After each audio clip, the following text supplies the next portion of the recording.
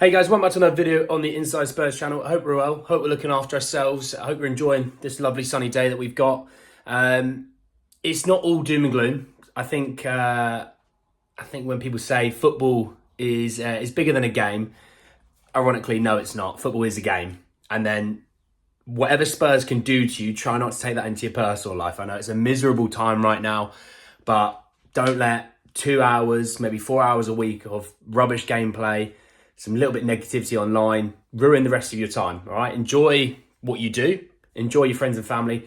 Don't let Spurs, Daniel Levy, that terrible squad all get to you, all right? Let me talk a little bit about what's happening right now with the manager situation. So, obviously came out, Nagelsmann, no more. Came out that Donna Cullen really likes Brendan Rodgers. I'll speak a little bit about that in just a second. And it did also come out from Paul O'Keefe that Spurs' basically number one guy now is Arne Slot from Feyenoord. So let me speak about Arne Slot first. Okay, so Arne Slot is the manager of Feyenoord in the Eredivisie. He's had a fantastic season this year, leading them to their first Eredivisie, I believe, in 23 years. He's obviously had a pretty strong showing in Europe in the last few years. Better than Spurs, I can promise you that. He went to the Conference League final in its first year and lost in the final against Jose Mourinho and Roma. We obviously went out in the group stages. So already miles clear of us, right? Now, all jokes aside, we're going to talk a little bit about his time in the Eredivisie. He's been there a few years now. He's managed quite a lot of games. There's quite a lot of sort of information about his time, really. We'll talk a little bit about his style of play, the sort of formations that he likes, why he likes certain roles is a nice way of talking about it. So, if you're not aware, Arne Slot, 44 years old. So, you know, as much as Soccer M used to be saying great age, you know, it's a different great age, I guess, if you can think about it like that. I'm not going to try and deep dive too much into his previous years, especially at AZ Alkmaar or Camber, purely because, I mean, we're talking about a good 5, 6, 7 years ago. So I don't really want to dwell on that too much. He only had a few years. Actually, he only had 1 year at Camber. Actually, had a bit of a break and then went to AZ Alkmaar. So AZ Alkmaar, I'd probably say, is his first main job in a way. No offense to Camber. Obviously, if anyone's watching that's a fan of Camber, I'd be impressed. But you know what I mean. AZ Alkmaar. So obviously in the Eredivisie, he's only really been there in the Eredivisie, other than the league below with Camber. So, in terms of AZ Alkmaar, he had a pretty good showing, actually, before he got the Feyenoord role. He was really only there I'd probably say one full season, 1.5 seasons, okay? So with AZ Alkmaar and his main, I'm going to talk about his full season, if I'm honest, in 2019-2020. He managed 42 times, won 25, drawn 9, and lost 8 in all competitions. So that's actually bang on 2 points per game, right? Pretty solid. He managed 25 times in the Eredivisie, winning 18, drawing 2 and losing 5. So 2.24 points per game. So quite solid, if I'm honest. In terms of the Europa League, I believe he went to the quarterfinals in that season with AZ Alkmaar. Again, quite an impressive achievement when you think about it. You know, it's not like a PSV, Ajax or a Feyenoord or back in the day, Vitesse Arnhem or an FC20. Shout out to Steve McLaren on that front. You know, we're talking about a team that's solid, but they never blow your socks off in the Eredivisie, if you know what I mean. Okay. In terms of his first full season of Feyenoord, he managed 34 times in the Eredivisie. He won 22, drew 5, and lost 7, winning basically points per game 2.09. So again, fairly solid showing there. And obviously, like I said, he went to the final of the Conference League in that season. I don't know if you wanted to know, but he lost in the first round possible in the Dutch Cup that year. But, you know, it is what it is, you know. Spurs bottle a cup run all the time, so it probably fits in there quite nicely. In terms of this season is beyond impressive what he's done in the Eredivisie. So this season, managing 32 times. Now, I'm going to preface this with, he's already won the Eredivisie. They won it with 2 games to spare. I think they're 8 points clear. They've clearly won it for a little while now. So he managed 32 times. He won 24 of them. He drew 7 and only lost 1 game. So points per game, 2.47 per game. That's outrageous, okay? No matter the league, that is outrageous. You know, Bayern Munich don't do that in the Bundesliga. PSG seem to struggle to do that. So fair play to them because again, in that division, it's about PSV, it's about Ajax, it's not about Feyenoord, and that's no offence to Feyenoord, but you don't think of Feyenoord as the main player in the Eredivisie, you think of Ajax. So to only have lost one game all season, that is fantastic, okay? In terms of this season, in terms of win percentage, you're looking at 65%. He's looking at, and this is across all competitions, so we're talking about the Dutch Cup and we're talking about the Europa League this season, which I believe was either the quarterfinals or just the round before that. So they basically 2.2 points per game. They score 2.4 goals a game and they concede just over one a game. So you can tell, football-wise, they're attacking. Yeah, they do let some in the back end, but let's be honest, Spurs are letting him in the back end and they're not really scoring that much, in my opinion, of good quality goals going forward. So, you see what I mean? So, just sort of looking a little bit about more so why he's so coveted. So, he's been touted across Europe as a manager who wants to entertain. So already tick number one for a lot of Spurs fans. They want to be entertained. Half of them you see are ludicrous saying we don't really care about winning, we just want to be entertained. I personally care about winning as well as being entertained, but hey, that maybe I'm just a minority in that front. So in terms of, because this is him outperforming PSV and Ajax, his style is high energy attacking football in a 4-3-3 or a 4-2-3-1 with two deep lying midfielders and a reliance on wingers to basically create the chances, okay? So when you think of Spurs under Pochettino, when we were starting to get quite good, having those sort of really good successful runs in the Premier League, and just being a top team in Europe as well, you know, we were, obviously, I know we had a Champions League final run, but we were always quite solid. We beat Dortmund's, we beat Real Madrid's, we beat a lot of top teams. We played really a 4-2-3-1. That's what I would say we played. You know, maybe if we were going a little bit more defensive, you might drop the guy in behind the striker into a 3. But in reality, we played a 4-2-3-1, and defensively, it might have been a 4-4-1-1, but we always pressed high, okay? Which is a common theme when we look at what's coming next. He has the strongest defence in the Eredivisie this season, but that is down to his relentless press to win the ball back. He's been touted as a manager that's more like Pep Guardiola than he would be a Jose Mourinho. Now, that's quite a big spectrum to work on. You know, Jose's pragmatic. He is 2 banks of 4, sometimes even more. He's going to try and basically frustrate you, hit you with some quality going forward and on counters, maybe in set pieces, and keep breaking you down that way. Pep is more, I want to break you down by suffocating you to death, passing it through, tiki-taka in a way, but creating good quality chances on repeat, but also quality chances consistently. So it's not just here and there. It's just you saw it against Real Madrid, just consistent barrages of, and we're talking about defenders that are world class. Eder Militao is one of the best defenders in the world. David Alaba, one of the best, I'd say, versatile players in the world now, being the fact he can play centre mid if you really need him, left back, centre back. They've got very good talent in that team. Antonio Rudiger's another one. But hey, we'll move on from there. I don't really care about that right now. So what he wants to entertain, he wants to attack, and he wants his players to give it all on the pitch. In terms of this is a really interesting quote from Football Orange, which is obviously a massive publication in Holland. He screams a Daniel Levy man. Do you know why? And you'll listen to this, and if you don't understand it, I can't explain it any better than what they explain it. So he's gaining a big reputation because of his steady and consistent rise from AZ Alkmaar to Feyenoord. He uses tight budgets, improves young players, and plays nice to watch football. So there you go, straight off the get-go. Tight budget, plays good football.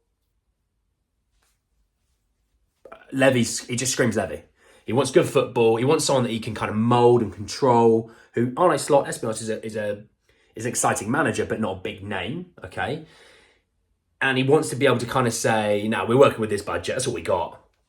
Not the 50 million that's behind me. We're working with this budget. Just focus on this, okay? And any sales you make, you'll be able to use some of that sale, you know, but it's going over there because we've got dividends to pay, haven't we? Oh, because we really deserve it to pay our dividends, don't we? To an underperforming board, to an absolute joke.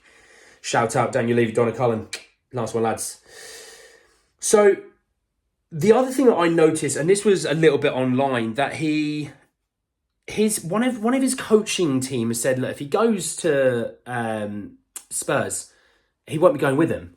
Now I don't know if that's maybe. Yeah, I didn't read a lot into it. I can't lie, lads. I haven't got all the time in the world to read through the nonsense that you find online. Is that his way of saying I want his job? I potentially could be. I mean, you look at Conte and Stellini. Is it he just wants to be closer to home? It could be a Dennis Bergkamp situation where, if you don't remember, Dennis Bergkamp never used to fly. He wanted to be grounded. Maybe he's not good with travelling abroad. Maybe he just wants to live at home. And fair play to him if he does. I don't blame him. If home's where the heart is, home's where the heart is, right? But I do find it interesting that you wouldn't go with him to, I'm no disrespect to the Eredivisie, but the Premier League is the Premier League. In terms of the big job, this is his big job move, right? It'd be interesting why he's not going with him. I don't know if maybe that's something that will come out more to light. So what I found interesting was, as well, with Arne Slot, and I want to talk more so when I talk about the 4-2-3-1, I want to talk a little bit about the two in that. So the two holding midfielders. The idea is he wants his back four to be able to pass into them past the press, right? So be it Romero, be it Porro, Perisic and Dyer, right? Let's just say it's those four. God help us if it's those four. Jesus wept. Anyway, and obviously a keeper. Let's put Hugo in there as well. The idea is he'd want those five players being able to play it into a midfield of Højbjerg and Skip. The more I say those names, Jesus wept, that's weak. The more you really sit there and deep it, that is pathetically weak. Like Romero, solid. Perisic has his moments. Porro looks exciting. Defensively, not really that great. But, Lloris had his day. Dyer, shocking this season. Skip, Højbjerg has got as much creativity as a person that's 6 foot under, right? So they've got nothing. Let's play devil's advocate and let's say these players could really knock it around, right? Let's just say they could. So the idea is those back four of Perisic, Dyer, Romero and Porro could play into the two deep lying midfielders who are basically playmakers. So back in the Spurs days of old when we used to play a 4-2-3-1, it would be a Dembele and Wanyama. Now that was different. Wanyama was never a player that you were going to be able to say he'd link up play really nicely. But he was a physical presence, won the midfield battle a lot, whereas Dembele could get the ball to those guys, right? It's always that interesting knock of Dembele, never scored or assisted, but yeah, actually, if you look at pass to the assist, he was always really heavily involved there. So the idea is those back four into those two holding players who would then pivot away, get the ball into the attacking players.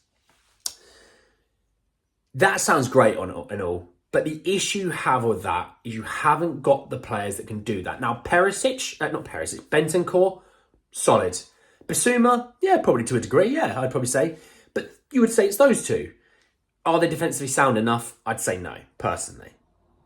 Dembele and Wanyama were defensively aware, they were beasts, they were physical. You can't say these two are defensively aware and physical. They didn't set balls, they can get stuck in. But when you're under the cosh and you're having to defend backwards because you're holding onto a lead or you're down to 10 men, are they sort of that midfield pairing? For me, no. So it's interesting, does he change his system and go 4-3-3 and say, there you go, there's the dominant holding midfielder, you boys play from here, right? Maybe. But we're sticking to the 4-2-3-1 because that's what I think Spurs fans remember the Pochettino era is the 4-2-3-1. In terms of then your three, you would maybe have Son out left, out right. In theory, you'd have Kulusevski. Your attacking midfielder option, would you say it's Richarlison? No. Would you say Richarlison goes out right and Kulusevski comes in the centre? Because I can't see Son going through the centre as a centre attacking mid. He'd have to be out wide or up front, and Kane should be the guy up front.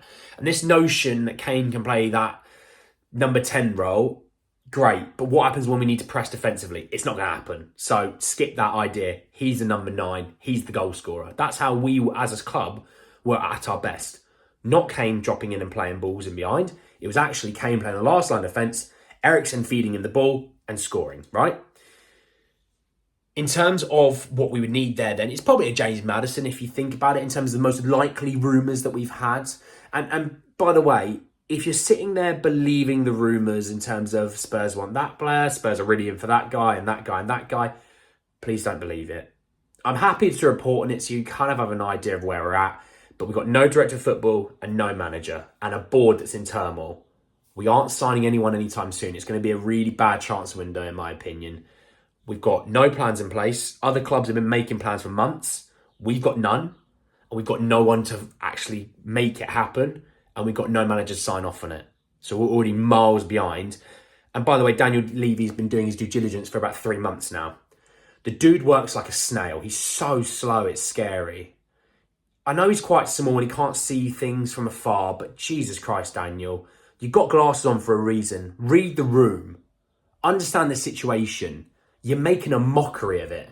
It's Nuno all over again. So you better, if you're going to appoint Arne Slot, you better get a director of football coming in alongside Arne Slot so he can actually see what's going on, you know?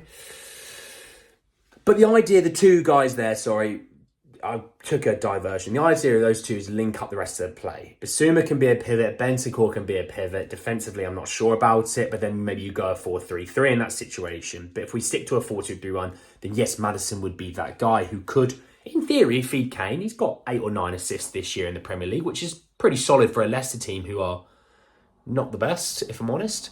Obviously, got that set ball ability as well from free kicks and corners, The interesting thing is Kulusevski, who I'm going to be honest has been underwhelming this year, and I'm not going to call players out. I'm not going to slag him off. He has been underwhelming, and I don't think anyone can sit there and defend that. Yes, he's had injuries, and I'm not going to say he's been underwhelming all season because he's not been good enough. He has had injuries, but he's also been fit for a little while. He didn't go to the World Cup, so he had about a month and a half off to rest. He should have been better this season, and that's a fact. I personally think when I think of this 4-2-3-1 we had at Spurs, Eriksen, Ali, Lamela, and Son, right? Those are the 4. No matter which 3 you select, they interchanged a lot. They were never, Son was left, Lamela was there, Ali was there. It was never that. It'd be like, oh, Eriksen's drifted out left. Oh, look at that. Lamela's drifted in there and Son's gone out to the right wing. And it all quite intermixable changed. And I think that's what was nice as well. We had versatility in the forward guys. You don't look at that now and think versatility. You don't think Kulusevski plays left wing. You don't really see Son go and play right wing. You see him drift inside a little bit, but you never really see anything else. So I personally think we need a right winger who can beat a player. And the idea is, with his system, they want the wingers to create. I believe, need a player that can outpace a guy on the outside. Kulusevski does that. You see, they offer Kulusevski down the wing all the time. They're like, look, I'm only going to give you a couple of yards head start because you're not that quick. I'll catch up in a heartbeat. And you haven't really got the right foot to use. So he's quite predictable in that regard. So for me, I think we would need a right winger. I think we need centre-halves. I think Destiny Udogie and Sessegnon is really that what you want. I don't know, but we've got Destiny coming in. I think he's a starting left back next year. I don't know if Perisic will be here. If Perisic goes, maybe get a few quid out of him. I'm not expecting 20 million out of Perisic, but maybe it's like 2.5 mil, 3 mil. The dude's 35. He's not going to fetch you big money, right? It's more about clearing the wages. Inter go and take all his wages, right? Because evidently he wants to go back to Inter. He's seen them this year. He's probably fuming that he left when they've got a Champions League final on their horizon, which for me, by the way, I don't see them winning. But regardless, it might be something that he would have wanted to do, at least have an input in the game. Right back wise, Porro's not it, if I'm honest. He's just not it. Defensively, sometimes doesn't work hard enough to get back. Gets caught out of position a little bit. So I don't know if maybe that's what he can get more drilled into his game. Potentially. You would need a centre-half to play alongside the Romero and a left-footed centre-half, in my opinion, so we can play out from the back with effectiveness. E.g. Vertonghen and Alderweireld. There's a big literal partnership there that worked for years because of the fact that it was balanced. Maybe I'm not saying maybe it's a Pau Torres, but for example, it could be a Pau Torres, which, in my opinion, we should have had him a couple of years ago. He's going to be fairly cheap this summer. He should have been the guy, right? maybe that's what we need. And maybe I'll talk about what Spurs truly need in another video and what we would need to really make the system work in a 4-2-3-1, because we can't make a 4-back work right now. But anyways, that's the end of the video. Just wanted to have a little chat about Arne Slot, a little bit of a ramble about how we've got terrible owners and Levy and Cullen not really having a Scooby between them. Let me know what you think about Arne Slot. Obviously, it's a manager a little bit out of left field. I wouldn't sat there at the start of this due diligence search that happened, weeks ago and months ago by Daniel Levy. But I'm not opposed to it. It doesn't feel like a Nuno. It doesn't feel like a Gattuso or Fonseca from the other year. But so let me know what you think about that. Drop a like if you do enjoy the video. Obviously, subscribe if you haven't already. But anyways, that's the end of the video. And I hope you all look after yourselves today and take care. Bye-bye.